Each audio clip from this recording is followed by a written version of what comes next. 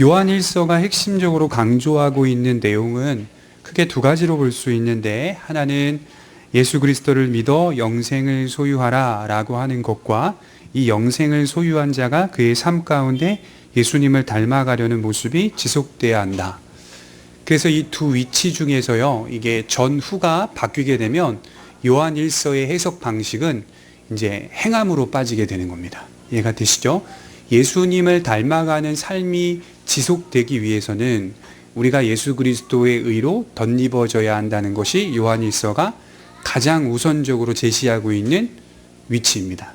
그런데 이것을 망각하고 예수님을 닮아가는 행함의 차원으로만 이해하고 해석하기 시작하면 예수 그리스도의 의로움을 덧입어 하나님의 구원을 받은 백성이 되었다는 믿음이라는 단어가 약화되기 시작하겠죠. 그래서 이 전후의 위치가 바뀌지 않도록 조심하면서 읽어야 됩니다. 이미 중요한 것을 소유하였다면 그것이 우리 삶 속에 몸소 보여지는 모습으로 나타나야 합니다. 마치 예수님께서 하나님 나라를 가르치고 그 나라의 모습으로 사셨던 것처럼 우리 또한 주님의 발자취를 따라 살아가야 합니다. 대표적으로 예수님이 하신 말씀을 기억해 볼 필요가 있는데, 마태복음 16장 24절에 자기를 부인하고 자기 십자가를 지고 주님을 쫓는다. 영생을 소유한 자의 삶이 이런 모습으로 나타나야 되죠. 자기 부인, 자기 십자가 지는 삶. 자, 그럼 이게 자기 부인과 자기 십자가를 진다는 말이 뭘까요?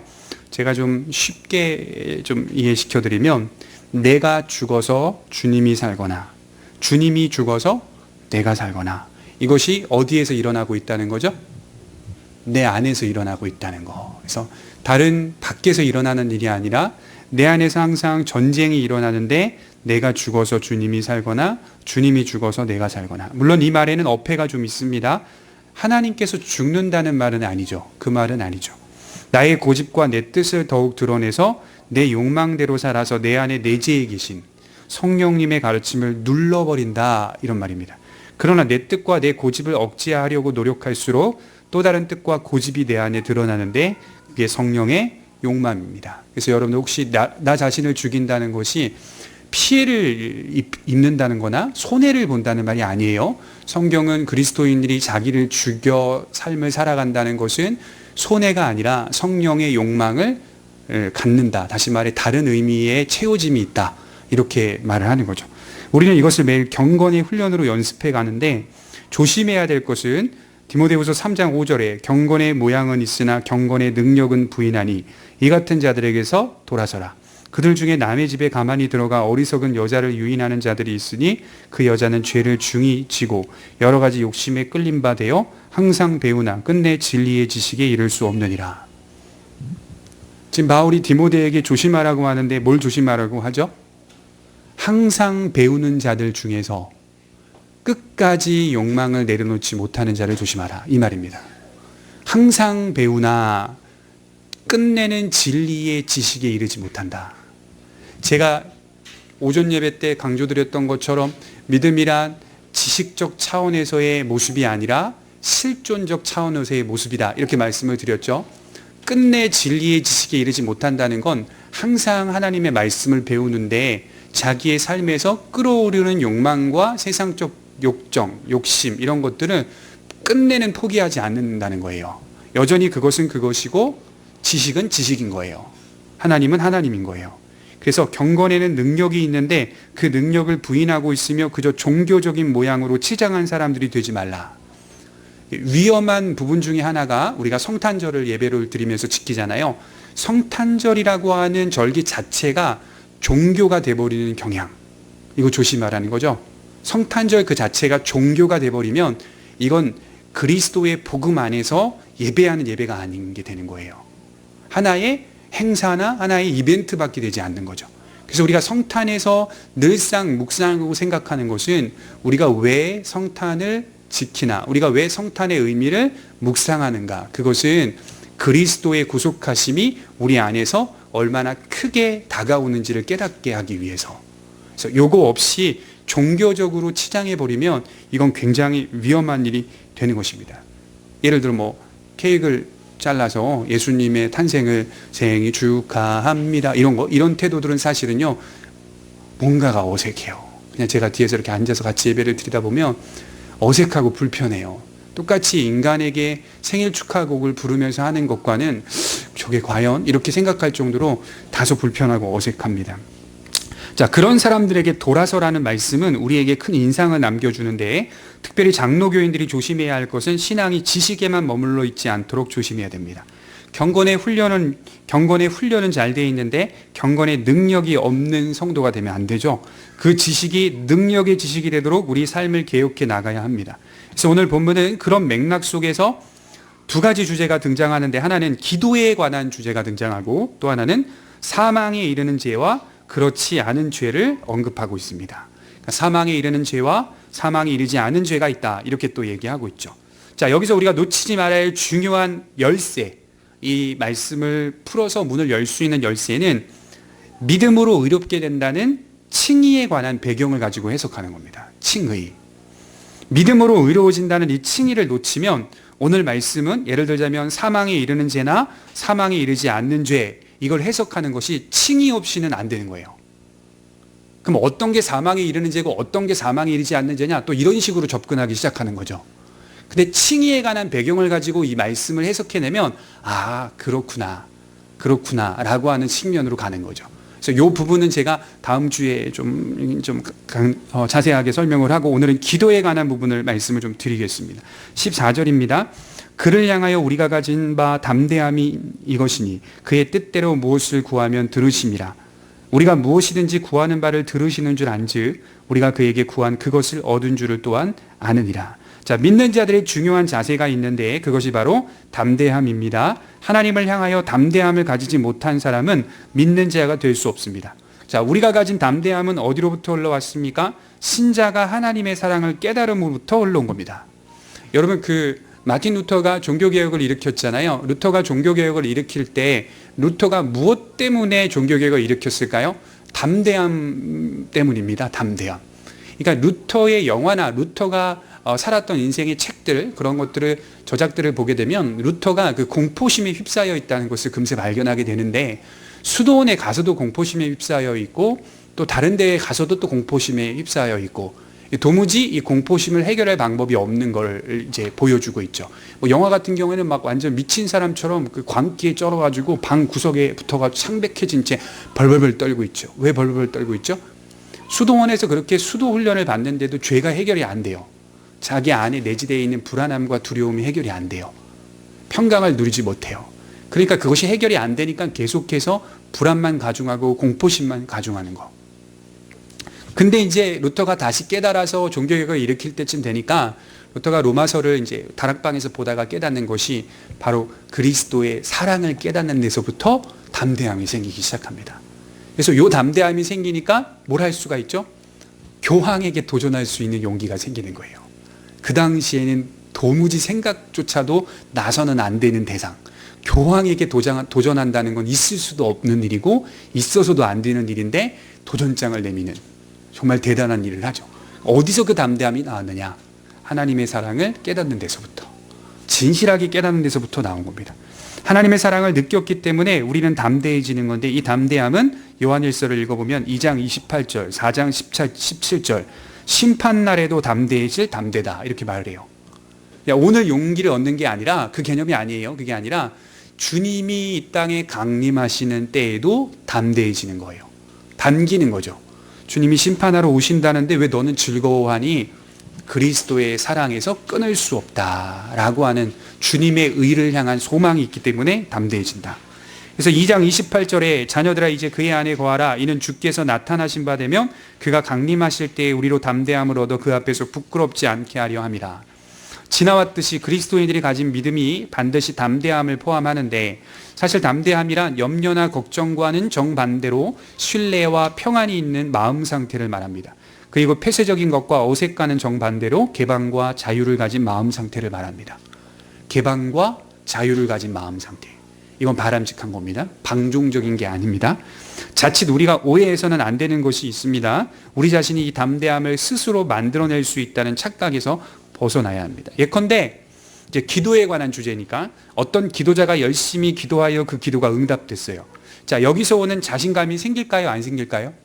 생깁니다. 여러분 기도 열심히 하시다가 기도 응답되면 자신감 생겨요. 예를 들자면 제가 어린 시절부터 쭉 이제 순복음교회의 영향을 받으면서 신앙생활 하다가 제가 이제 열심을 내고 열정을 다했던 기억이 나는데, 그때 이제 기도하면서 작은 부분들을 하나님께서 응답해 주시면서 기도를 더 하고자 하는 마음이 생기는 거예요. 그리고 자신감도 많이 생기는 거예요. 예, 그렇게 될 수 있어요. 근데 우리가 여기서 조심해야 될 것은 뭐냐면, 어떤 것이든 기도해야겠다라고 하는 담대함이 생기는 건 좋지만, 이 담대함이 세상적으로 말하면 응답되었다라고 하는 것, 성공했다라고 하는 것에서 담대해지는 경우가 있다는 거예요. 좀 어렵죠? 내가 손에 쥐었다라고 하는 것에서 담대해지는 경우, 내가 이렇게 작정하여 기도했더니 내 기도의 소원이 들어져서 내가 손에 거머 쥐었다, 되네? 라고 하는 거기서 오는 담대함, 그거를 조심하라는 거예요. 그 담대함이 아닙니다. 신자가 가진 담대함이란 하나님의 사랑을 느낀 거기로부터 흘러오는 담대함입니다. 이것은 신앙생활이 끝날 때까지 항상 기억돼야 할 원칙이죠. 가끔 이렇게 살아가다 보면 제 스스로 묵상되는 게 뭐가 있냐면, 나 같은 자를 구원하셨다는 것이 감사할 때가 있습니다. 다른 말로는 하나님이 나를 받아주셨구나, 이 사실에 감사할 때가 있어요. 여러분, 내가 지옥 갈 만한 사람이구나 라고 인정하십니까? 네, 이걸 인정하시는 사람에게 그리스도가 임하는 거예요. 내가 정말 지옥 갈 만한 사람이구나, 하나님의 그 의로우심과 공의로우심 앞에 고개를 들 수 없는 부끄럽고 죄송한 사람이구나, 이제 이걸 인정해야 돼요. 그 사랑을 받았다는 사실 때문에 진심으로 감사하게 되고 더 기도하게 됩니다. 이제 그런 담대함을 가지고 기도하는데 어떻게 기도해야 할까요? 14절에 그의 뜻대로 무엇을 구하면 들으심이라. 자, 무엇이든지 기도할 수 있습니까? 없습니까? 있어요. 기본적으로 있어요. 내 사업, 내 가정, 내 건강, 내 소원 등 무엇이든지 기도할 수 있어요. 그런데 무엇이든지 응답되지는 않습니다. 기도는 할 수 있으나 그 응답은 원칙상 그의 뜻대로 구하는 것들을 응답하신다고 약속했습니다.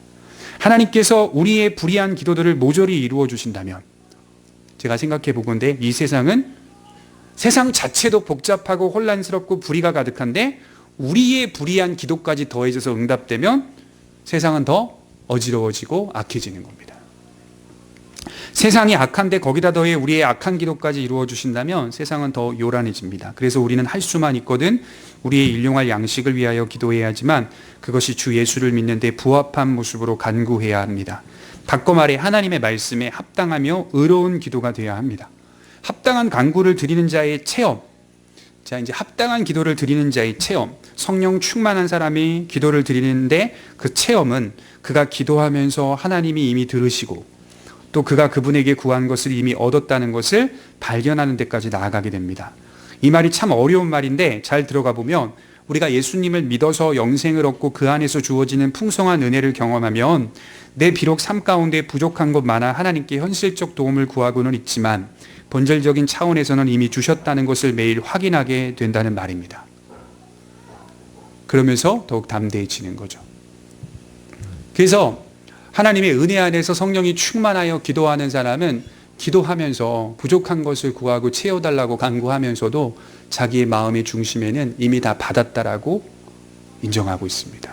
하나님이 다 주셨다. 내가 지금 내 현실의 부족함을 구하고 달라고 기도하지만 나는 이미 하나님의 큰 복, 모든 예수 그리스도 안에 담긴 모든 복들을 다 받았다라고 인정하며 기도하게 됩니다.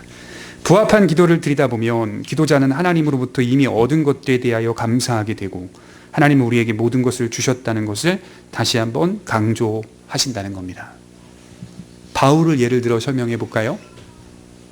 내가 주께 3번 간구하였더니 주께서 내게 응답하시기로는 내 은혜가 족하다. 그죠? 너는 이미 다 받았다. 이렇게 해석할 수가 있는 거죠. 3번, 딱 3번 기도했겠어요? 아니죠. 3이라는 숫자는 유대인들 입장에서는 자주 반복해서 기도했다는 말이죠. 줄곧 기도했다는 말이죠. 자기가 가진 간질이든 안질이든 이 질병 때문에 기도하였다. 그러나 바울이 기도하면 기도할수록 마음에 드는 생각은 너는 이미 다 받았다. 라는 하나님의 응답을 듣게 되는 거죠. 그러면서 바울이 느껴지는 바울의 그 다음의 이 모습과 처신들은 담대함으로 이어지잖아요. 담대함. 하나님이 많은 것을 주셨고 또 나의 약한 데서 강함이 드러나고 온전하여진다 라고 하는 것을 인정하며 내 약함을 가지고 사는 것, 이것이 어떻게 보면 믿음 안에서 하나님이 주신 선물이 아닌가. 참 믿음은 신비스럽죠, 그죠? 아프지 않았으면 좋겠는데 어떤 사람들에게는 아픔을 가지고 살아가게 하시는 하나님, 시간이 지나고 나면 그것이 선물이라는 사실을 깨닫고, 제가 요새 이제 신학 책을 쭉 읽는데 책에서 이제 그런 얘기들이 나오는 거죠. 고통의 문제, 그다음에 슬픔의 문제, 이런 것들은 왜 세상에 놓여 있는가, 여러 가지 많은 이야기들을 많이 성경적으로 하고 계시는데, 그 중에 제게 와닿는 것은 그런 것들이 있기에 하나님의 나라를 갈망하게 된다. 그 나라에 들어가고 싶은 갈망이 생기고 또 그 나라의 소중함을 알게 된다. 고통이 없으면 그 나라의 소중함을 알지 못하게 될 것이다. 그리고 하나님에 대한 신앙을 하나의 목발로 여기는 그런 세상의 비난과 조롱이 있다 하더라도 우리는 우리의 약함을 하나님을 목발 삼아가지고 인생을 살아가지는 않는다는 거죠. 세상 사람들은 우리를 지탄하고 이렇게 비난하고 조롱할 때 너희는 약해서 하나님 믿잖아, 이렇게 말을 하는 거죠. 누가 이걸 처음에 시작했죠? 19세기의 철학자 지그문트 프로이드가 기독교인들은 약하여서 하나님을 목발 삼아 인생을 산다, 이렇게 말했어요. 목발, 하나님은 목발이다, 이렇게 말을 했어요. 기독교 철학자 신학자들은 이제 들고 일어났죠. 하나님은 목발이 아니다. 하나님은 존재 그 자체이시고 하나님은 근본이시고 원인이시다, 이렇게 했죠. 그래서 본래 인간은 하나님 곁에 있어야 한다. 그래서 신학자가 이렇게 말하죠. 지그문트 프로이드도 말은 그렇게 하였지만 하나님의 형상으로서 살아가는 실존에 부딪힐 때가 많았다, 이렇게 말을 하죠. 그리고 그가 그렇게 말할 수밖에 없었던 이유 중 하나는 그와 아버지와의 관계를 들여다보면 된다.